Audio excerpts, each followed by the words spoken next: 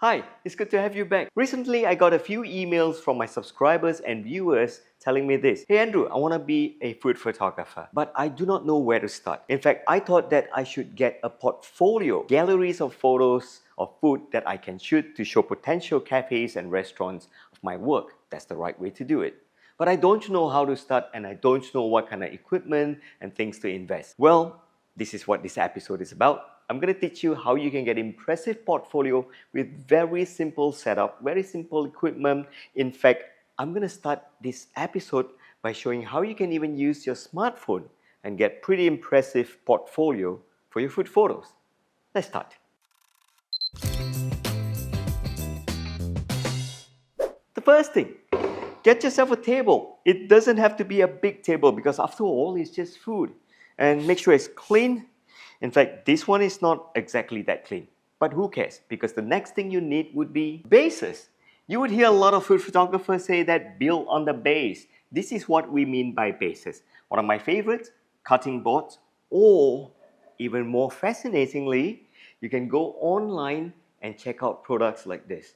This looks like wood, but at the back, they are really plastic. So you can actually jigsaw them together, a few of them, and form a huge base that really look like rustic wood top. I'm not going to even use this today because it's slightly more advanced because it involves you buying bases online. We're going to use the ordinary chopping and cutting board that you have in your kitchen. Okay, speaking about cutting boards, this really came from my wife's kitchen. I can really see a lot of lines and cuts and all this. So what I did was actually get a wood varnish like this from the hardware store and paint them to a darker tone like this. Leave them to dry. So what I'm going to do, I'm going to decide how to orientate this cutting board. I'm going to just leave it horizontally like this. And then I head on to my favorite home decorating store and get these dried weeds like this. Get a few. These are totally useful when you're shooting food because you use them as props. And speaking of props, you may need things like this and this. And gunny sacks like this, you don't need the whole gunny sack, but fold them up, they're gonna look exquisite when the light hits it because of the texture. So what I do, I just face this to the camera and then just put this somewhere about here, and that will form a pretty interesting prop as a background. So now what's left is the food. Croissant from the bakery.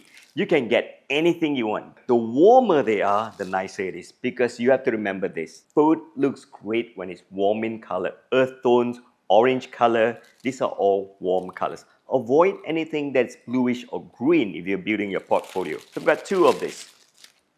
And I'm just going to stack them up like this.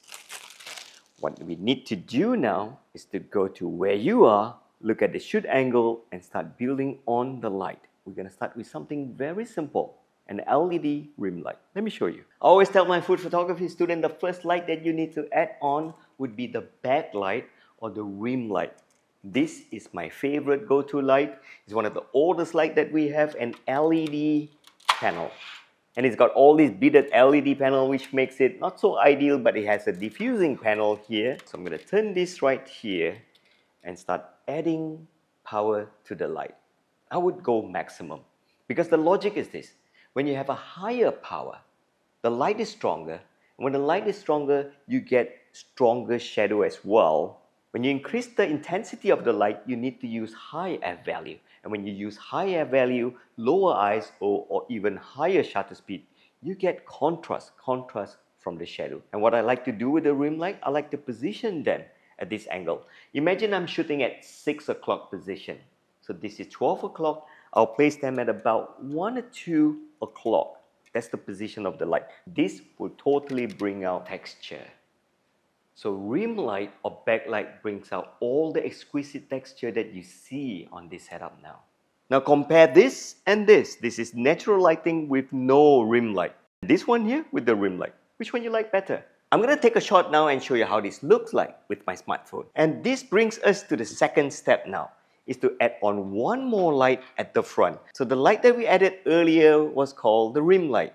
And this now is called the main light. So you'll notice the right way to do this is to set up the rim light first so you can see the texture, and only then you introduce the main light at directly opposite the rim light. That is how easy this is. That's the first thing you need to do. Rim light, main light. At the same time, make sure that this is also at a warmer tone, and then increase or reduce the power accordingly. Here is an important tip. Do not shoot it just like this. Make it a habit to always pinch out, zoom in. Smartphones photos will always look nicer when you zoom them in. So you notice that the way that I hold my smartphone, I respect it the same equal amount of respect that I give to my DSLR or my mirrorless camera. So I'm always in the posture and I hold it in such a way that I'm avoiding my fingers near the lens. There's one thing that I want to encourage you to do. Tap on this here. This will allow you to change the warmth of the shoot. So this looks bluish, rich cool, iPhone calls it. Push this down and then you get rich warm, and go out a little bit, tap on here and take that shot. So viewers, take a look at this collection of photos that we did completely with just 2 LED lights, 2 cheap croissants, some cheap props that I got from bakery stores and home decoration stores, and this is how they look like. So if you think that building your gallery is going to be expensive, I think this looks professional enough for you to start making an income as a food photographer. So YouTube viewers, if you're watching this, I strongly hope that you head onto the subscribe button, click subscribe, and share this video if you find it useful. At the same time, head on to my e-learning and check out my e-learning courses. If you like what you learned in this short video, I assure you, you're going to love even more what I teach in the e-learning, the premium courses, and at the same time, check out the all access where you get the premium courses and the e-learning combined at an affordable price like this. Thank you. I'll see you soon. Bases. You would hear a lot of food photography. Sorry, one more time.